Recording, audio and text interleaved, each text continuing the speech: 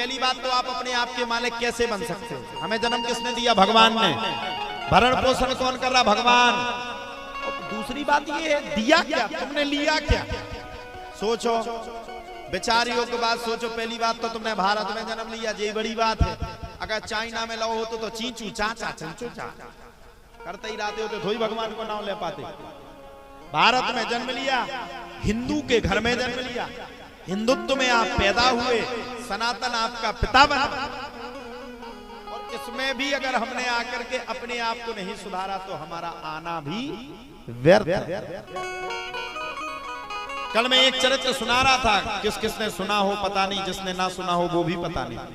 धुंधकारी, ये भागवत का पहला दिन है, इसमें धुंधकारी का चरित्र आता है। हमेशा आप कभी भी भागवत करो, उसके पूरे रटे हुए चरित्र हैं। हो सकता है आज से पहले किसी ने भी धुंधकारी का चरित्र सुना होगा।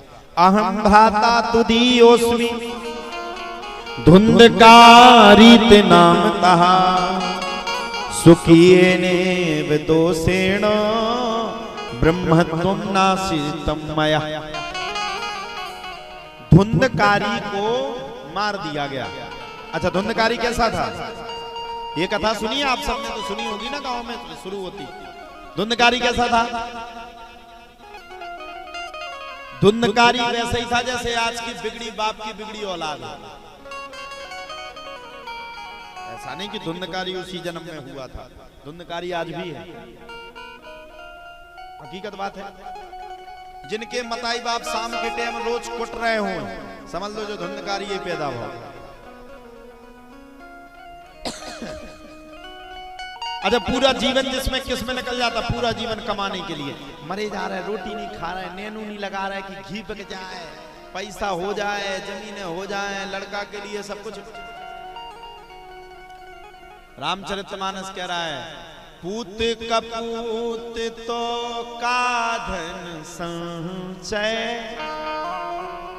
पूत सपूत तो का धन संचय, बाढ़हि पुत्र पिता के धर्मा, बाढ़हि पुत्र पिता के धर्मा, बाढ़हि पुत्र पिता के धर्मा,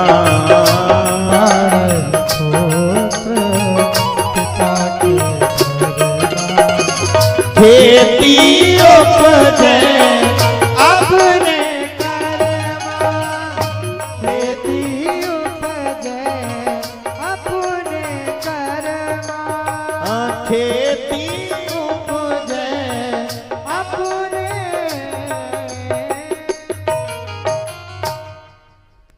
बाढ़हि पुत्र पिता के धर्मा, खेती उपजे अपने। अब खेती में जो आप बोदोगे वही निकलेगा। आप गेहूं बोदो, तुमको सोयाबीन न करे, ऐसे कैसे न करे। अच्छा, भारत में एक से एक इंटेलिजेंट आदमी है, बोले महाराज तुम तो कल कि खेती उपजे अपने कर्मा, तो एक बात बताओ, जो तुम कल जो बोएगा वही पाएगा। तो महाराज बोले हमें समझ में नहीं आई, पिसी के खेत में लाहा काय हो जाता। कई जन पूछते ना, पिसी के खेत, जैसे अपन ने पिसी बो दी तो आसपास में लाहा नहीं हो जाता। अच्छा, एक से एक तर्क संज्ञा करने वाले इतने लोग हैं जिनके प्रश्नों का उत्तर देते देते अपन बूढ़े हो जाओगे, समझा नहीं सका। एक महान भाव अपना है, बोले महाराज तुम कल एक ही पत्नी से प्रेम करना चाहिए। फिर जा बताओ, भगवान कृष्ण ने 16,108 विवाह काय करे थे? ये प्रश्न है।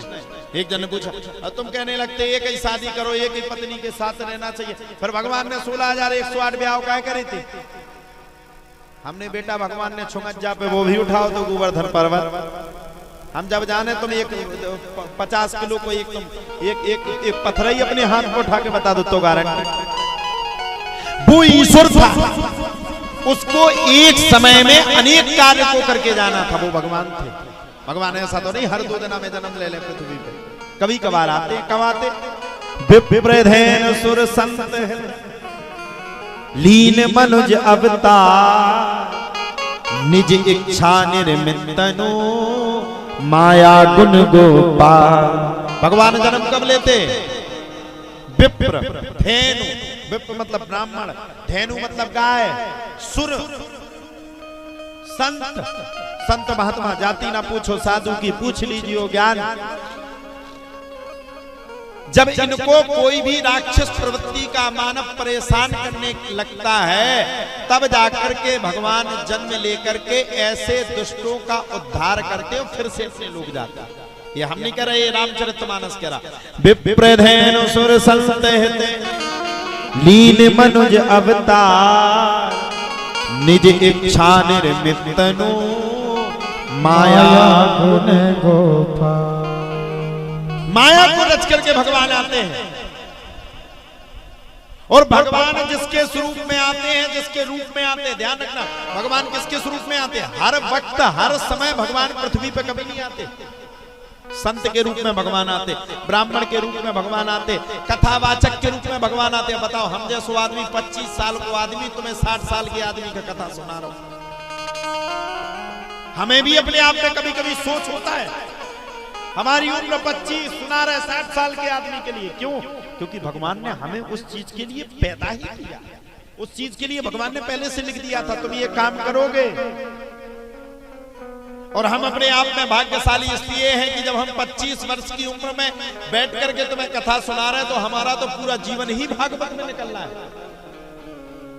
तो जो संत होते हैं, जो महात्मा होते हैं, जो ऋषि होते हैं, जो मुनि होते हैं, जो तपस्वी होते हैं, वो एक जन्म के नहीं होते, वो कई जन्मों के उनके जब पुण्योदय होते हैं, तब जाकर के भागवत जैसे परम ग्रंथ को सुनाने के वो योग्य होते हैं। अब आ जाओ भागवत में। तो कल भी कह रहा था, आज भी कह रहा हूं, अंतिम समय 7 दिन तक भी कहूंगा, भागवत कोई मजाक का विषय नहीं। आजकल के लोगों ने मनोरंजन शुरू कर दिया, भागवत में बढ़िया कांच बजा रहे, कोनो ढोलकियां बजा रहे। हाँ ठीक है, सत्संग करना चाहिए, ये अच्छी बात है। थोड़ा सा चुटकुला कर लो, क्यों? चुटकुला का भी विधान नहीं है, लेकिन चुटकुला काहे करो? कैसे माताएं रोके ना, अगर चुटकुला ना करो तो। जब पार्वती माता ने पूरी कथा नहीं सुन पाई, तो ये तो कलयुग की माता है। हकीकत हम जो बोल रहे वेद शास्त्र के अनुसार तो तना चुटकुला दे वो भी जरूरी है। अगर ज्यादा कथा सुना दी तो वे ठटरी बारत जाए, ठटरी बन जाए, कि जाने कहां से जो बम ना पकड़ ले आए, तो जा भी आप। लेकिन भागवत वास्तव में मनोरंजन का केंद्र नहीं है। ये ग्रंथ वो है जो यथा सागर है, ये ग्रंथ वो है जिसने 7, आप सोचो यार, मात्र 7 दिन में इसने मुक्ति दिलवा दी। इसका नाम है भागवत। भागवत के अंदर कितने श्लोक हैं पता है आपको? 18,000 श्लोकों से बद्ध श्रीमद् भागवत की कथा है साहब। अगर 18,000 श्लोकों को पढ़ा जाए तो आप लोग विश्वास मानो, ऐसे कई वर्ष बीत जाएंगे लेकिन भागवत पूरी नहीं होगी।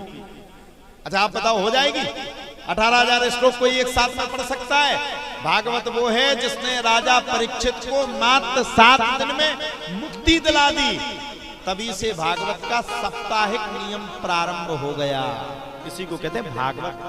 भागवत वो है जिसने धुंधकारी जैसे पापी, जिसने अपने जीवन में कभी भी अच्छे कर्म नहीं किए। बताओ क्या अच्छा कर्म किया धुंधकारी ने? बताओ क्या अच्छा कर्म किया? क्या? बताओ, कर्म कोई अच्छा किया धुंधकारी ने? आप लोग बताओ, कोई अच्छा कर्म किया क्या? आप बताओ, कोई अच्छा कर्म किया? नहीं किया। क्या किया? कुकर्मी। क्या किया? 5-5 वेश्याओं को रखा। क्या किया? ब्राह्मण के घर में जन्म लेने के बाद भी शराब का पान किया। क्या किया? ब्राह्मण के घर में जन्म लेने के बाद भी जुआ खेला। क्या किया? घर परिवार से बुरे बोला। क्या किया? जो अपने माता पिता का हत्यारा बना, उसका नाम है धुंधकारी।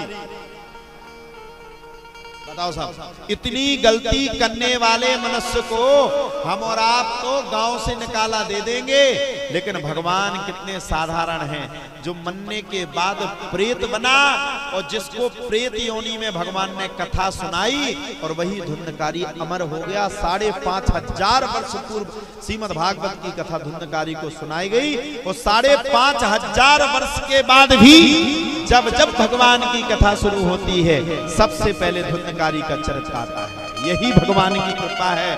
भगवान हर मनुष्य को गले लगाने के लिए तैयार है, बस आपको आगे बढ़ने की आवश्यकता है।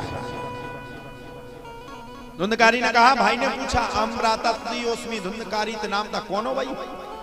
रात के कहूं बेला बनना है, कहूं तुम मनुष्य बन जा, तो दानव बन जा, कौन हो? धुंधकारी ने कहा अहम भ्राता तुदीयो श्री धुंधकारी ते नाम तहा सुखिये ने विदोषेणो ब्रह्मत्वम नासी तमया। अरे भैया मैं आपका भाई धुंधकारी हूं। अरे जिंदा हो तो तुम्हारी तो गया में श्राद्ध हो गई। अब एलो नहीं।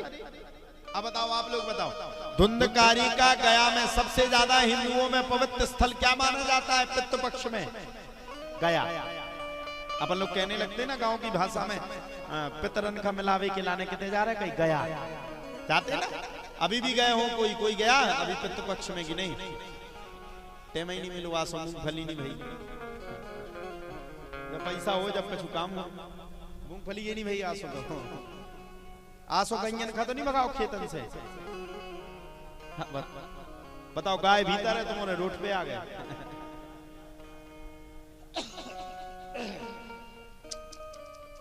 तो गया सबसे पवित्र स्थल है। अब बताओ, धुंधकारी के भाई ने धुंधकारी का पिंडदान गया जी में कर दिया, लेकिन फिर भी नहीं तरा। अब बताओ क्या नहीं तरा? उसमें एक संशय है। क्या? धुंधकारी आत्मदेव शास्त्री की संतान ही नहीं था। किसकी संतान था धुंधकारी? धुंधली की संतान नहीं था धुंधकारी। धुंधकारी धुंधली की बहन की संतान था। आपन लोगों में होता ना, आपका कौन सा गोत्र है? भरद्वाज। हमारा गोत्र है वशिष्ठ। आप समझना आप बात। अब जब वशिष्ठ गोत्र कहेंगे तो भरद्वाज जी कहां से तरफ। अब जो गोकर्ण जी ने गया जी में जाकर के पिंडदान किया, वो गोकर्ण जी ने आत्मदेव शास्त्री के ही गोत्र से किया, और धुंधकारी आत्मदेव शास्त्री के गोत्र से था नहीं, इसलिए धुंधकारी नहीं तरा। अब गोकर्ण जी ने तो पूछा, बोले कहा भैया तुम सबका जो पिंडदान दिया, मरबे से पहले तुम हैरान करते, मरबे के बाद भी परेशान कर रहे, क्या समस्या है? बोले भैया मैं बड़ा परेशान हूं। अच्छा भैया एक बात कहे, बुरा मत मानना, जोश में आदमी होश खो करके किसी भी कार्य को कर लेता है साहब, जोश में होश खो जाता है। लेकिन जब होश खो करके किसी काम को करता है तो बाद में क्या रह जाता? मात्र मात्र मात्र पछतावा रह जाता कि नहीं पछतावा? अब धुंधकारी तड़प रहा है। धुंधकारी कह रहा भैया मैं कुछ नहीं जानता, आप तो ऐसी कृपा कर दो कि मुझे तलने के लिए कोई सूक्ष्म उपाय बता दो, अगर मैं नहीं तला तो बड़ी गड़बड़ी है जाएगी, मैं बड़ा परेशान हूं। गोकर्ण जी ने कहा चिंता मत करो, अभी तो रात्रि का समय है, जाओ जाकर के सो जाओ, सुबह देखते हैं तुम्हारे लिए। अब गोकर्ण जी तो परम उपासक थे, परम ज्ञानी थे, ज्ञानवान थे। गोकर्ण जी महाराज ने सुबह उठ करके भैया अपना संध्या वंदन करके, गोकर्ण जी महाराज ने संध्या वंदन करके बड़े प्रेम के साथ महाराज ऐसी शक्ति ली कि गोकर्ण जी महाराज ने सूर का मार्ग रोक दिया। अब जब गोकर्ण जी महाराज ने सूर का मार्ग रोका तो महाराज जैसे ही सूर का मार्ग रोका, वैसे सूर ने पूछा क्यों रोका? तब तो भैया तुरंत गोकर्ण जी महाराज ने कहा मेरा भाई बड़ा परेशान है और मेरे भाई के लिए कोई अच्छा सा उपाय बताओ। तन नहीं रहा है और बिना तरे कैसे काम चलेगा? बोले चिंता मत करो, तुम्हारे भाई को अगर तारना है तो उसको तारने के लिए मात्र एक ही उपाय है, श्रीमद् भागवतम शास्त्रम कलौकीरेण भाषितम, श्रीमद् भागवतम शास्त्रम कलौकीरेण भाषितम। भागवत की कथा सुना दो, तुम्हारा भाई तर जाएगा। अब धुंधकारी तो प्रेत था। गोकर्ण ने कहा चलो ठीक है, भाई है आखिरकार, उसके लिए कुछ न कुछ तो अच्छा करना पड़ेगा। गोकर्ण जी महाराज ने पूरे गांव वालों को बुलाया, बुला करके बैठाल करके भागवत की कथा शुरू करी। उसी कथा के बीच में धुंधकारी आ गया। अब बैठे कहाँ? अब प्रेत था वो, तो कहाँ बैठेगा?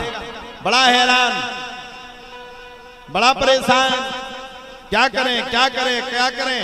अब तो महाराज सातपुर की वहीं पर सातपुर की लाठी थी, यानी कि सातपुर का बांस था।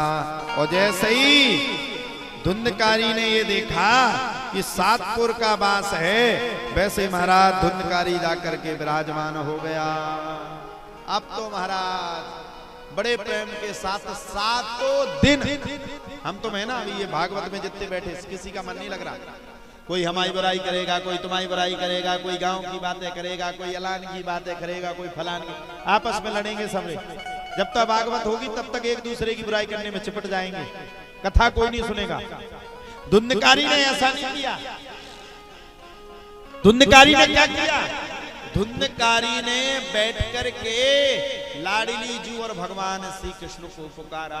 और मैं आप सभी से भी कहना चाहता हूं, माई बाप बुरा मत मानना, जब तक भगवान में रमोगे नहीं, जब तक उनकी भक्ति में रमोगे नहीं, तब तक कल्याण होने वाला नहीं है। धुंधकारी ने भी अपने जीवन में बात नहीं मानी और कहा गया बुंदेलखंड की पद्धति में, जिसने ना मानी बड़ों की सीख, ले कटोरा मांगी भीख। जिनके बाल पक गए, जो बचपन से लेकर के 55 के हो गए, उन्हें बेटा जिंदगी का बड़ा अनुभव है, उन्हें जिंदगी में बहुत कुछ देखा। तुम अभी देख रहे हो, तुम अभी पैदा हुए हो, वो पैदा हो चुके हैं, उनने बहुत कुछ देखा। धुंधकारी को धुंधकारी के पिता ने बराबर समझाया, धुंधकारी को धुंधकारी के पिताश्री ने बराबर समझाया कि हे धुंधकारी, चक्कर में मत पड़ो, अहम भ्राता तुदीयोस्मि, ब्राह्मण के घर में जन्म लिया है तो भागवत कथा सीखो, वो तुम्हारा पहला कर्तव्य है भागवत सीखना। शराब मत पियो, जुआ मत खेलो। क्या धुंधकारी ने बात को माना? आप लोग बताओ क्या माना धुंधकारी ने? उल्टे पिताजी की पिटाई लगा दी और बाद में कहा जो कहा वो ही सत्य निकला। अंत में अब कहा पिताजी की बात नहीं मानी, 2 साल के बाद पूरा परिवार बिखर गया।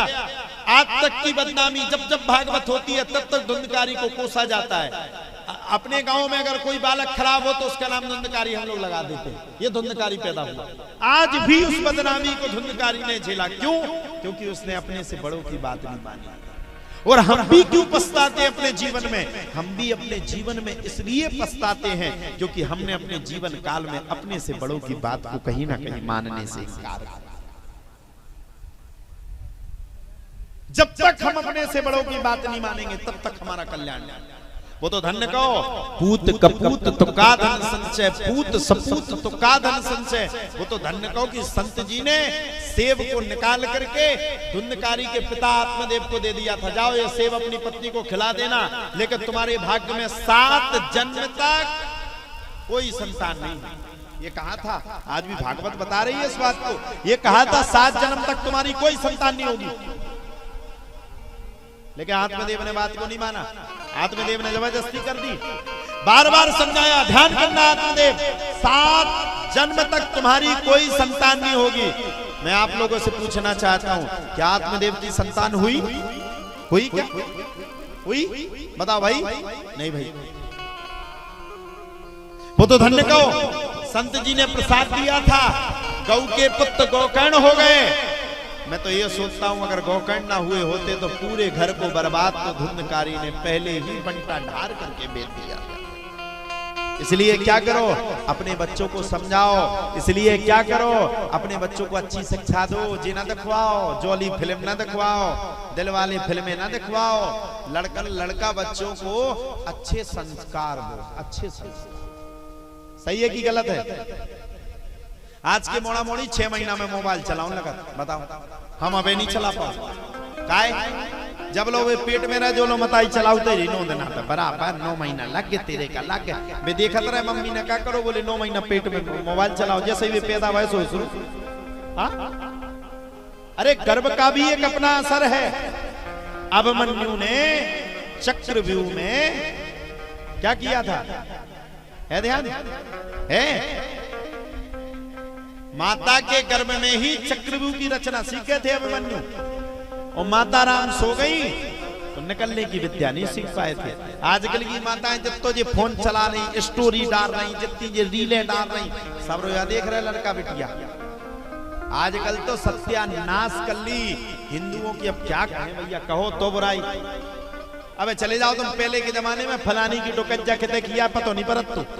आसपास के गांव में ब्याह हो जाए और अगर बूढ़े पुराने, अगर बहू अगर अपने मायके में है और अगर बूढ़े पुराने उनके मायके में जाके अगर सब्जी खरीद ले जाते तो बस सलवार कुर्ता पहने ठाणी रखती तो कोई पता नहीं पार पाओ तो जब फलाने की बहू आए। वो आजकल इंस्टाग्राम खोलो, बस उसके तुम जावे की जरूरत नहीं है, सीधी दीवार पे लिखो जो फलाने के संग ढकानी, तुरंत को नाम इंस्टाग्राम पे डालो, तुरंत लाली लिपस्टिक लगाए तुम्हें इंस्टाग्राम पे मिलेगी। यही भारत की पद्धति बर्बाद है। ये बकवास जरूर है लेकिन ये बर्बाद है। इसलिए क्या करो, जाको प्रभु दारुण दुख देही ताकि मति पहले हर ले। उसको भगवान को दुख देना होगा ना, उसकी मति पहले हर ले। यहाँ इतना बड़ा गांव है, इतना बड़ा क्षेत्र है, लाखों लोगों का समुदाय है। अगर आदमी चाहे तो ऐसे टेंट तो उठा के एक बगल धर दे, लेकिन आ वही व्यक्ति रहे जिसको भगवान बुला रहा है। कल श्रीवास्तव जी बड़े दुखी थे, बोले महाराज जी हमने इतनी मेहनत की, हमारी बहन ने भी बड़ी मेहनत की, एकता बहन जी ने। बड़ा दुख होता है भाई जब पब्लिक खींचे ना तो बुरा लगता है। हमने कौन सी कमी छोड़ी, ये वास्तविकता की बात है। ये कथा हम लोग चाहते तो नौगांव में भी रख लेते, अब रुके तो हम नौगांव ही में। कितना कष्ट होता है नौगांव से यहाँ तक आने में, कम से कम 1 घंटा लगता है। 1 घंटा लगत कम से कम प्रॉपर रास्ता में। कोनो की बेला गाड़ी मिल जाए, कोनो खुलिया में घुस गए, कोनो खुलिया को पता नहीं है कितने गए। फिर भी आकर के यहाँ कथा रखने का एकमात्र उद्देश्य था कि वहां तो कई कथावाचक है, कई कथावाचक वहां कथा कर रहे हैं, लेकिन यहाँ अभी तक ऐसा कार्यक्रम हुआ नहीं है।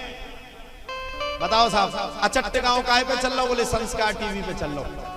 आपको कौन कौन देख रहा है, स्क्रीनशॉट दिखाएंगे हम कथा के बाद। लंदन में लोग आपको देख रहे हैं, फ्रांस में लोग आपको देख रहे हैं, इटली में लोग आपको देख रहे हैं, अमेरिका में लोग आपको देख रहे हैं, ऑस्ट्रेलिया में लोग आपको देख रहे हैं, न्यूजीलैंड में लोग आपको देख रहे हैं, और तुम हो कि ये तई के तई नहीं आ पा रहे। अब ये तुम्हारा सौभाग्य कि उनका है। जो सुनना है वे तो भाग्यशाली है, जो नहीं सुनना है वो भाग्यशाली नहीं है। बहन जी ने अपनी ओर से कोई कसर नहीं छोड़ी। और ये ऐसा नहीं कि इनको कछु बोलूआ डरो तो कि हमारा लड़का हो जाए जब करवाए हम भागवत ना कछु।